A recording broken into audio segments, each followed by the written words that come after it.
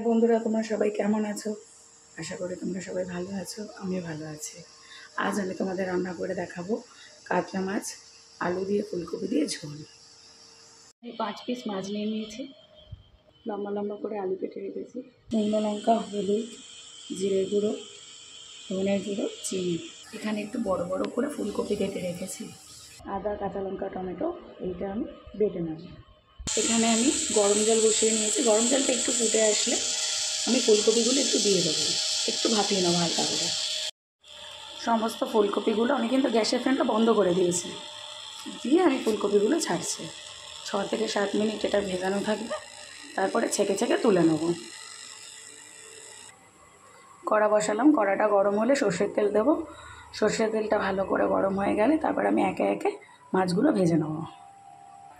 এইদিকে আমি মিক্সির মধ্যে কাঁচা লঙ্কা, আদা আর একটা বড় সাইজের টমেটো দিয়ে দিলাম। তেল আমার অনেকটা গরম হয়ে গেছে, এবার আমি একে একে মাছগুলো ভেজে নেব। ভাজা হয়ে গেছে, তেলের মধ্যে অল্প হলুদ দেবো, দিয়ে ফুলকপিগুলো ভেজে নেব।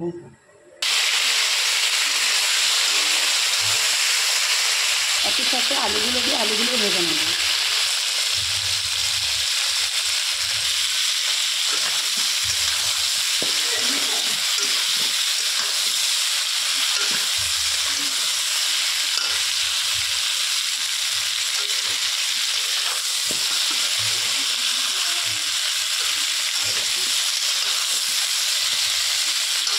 আলুটা ফুলকপিটা ভেজে তুলে নিয়েছি। তেল গরম হচ্ছে, তেলের মধ্যে একে একে আমি মশলা দিয়ে দেবো। দিলাম আমি গোটা জিরে,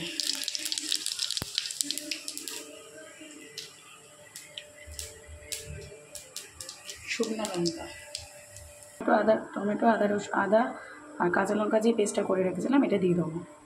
এবার এখানে যে মশলা আছে নুন, হলুদ, জিরের গুঁড়ো আর ধনের গুঁড়ো আর চিনি, এটা আমি দিয়ে দেবো।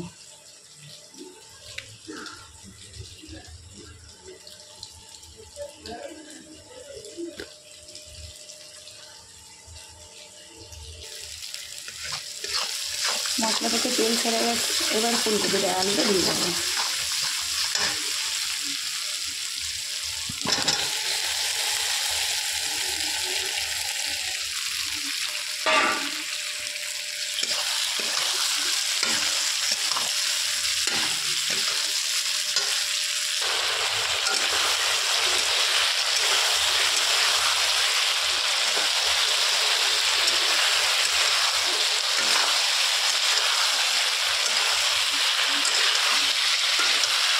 আমি গরম জল বসিয়ে দিয়েছি, এই গরম জলটা দেবো, কাঁচা জল দেবো না।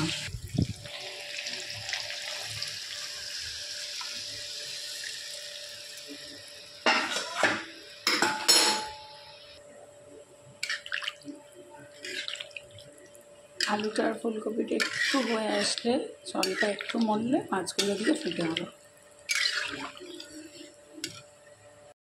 ফুটে গেছে, ঢাকা দিয়ে দিয়েছি, 20 মিনিট পর ফুটে গেলে আসবো।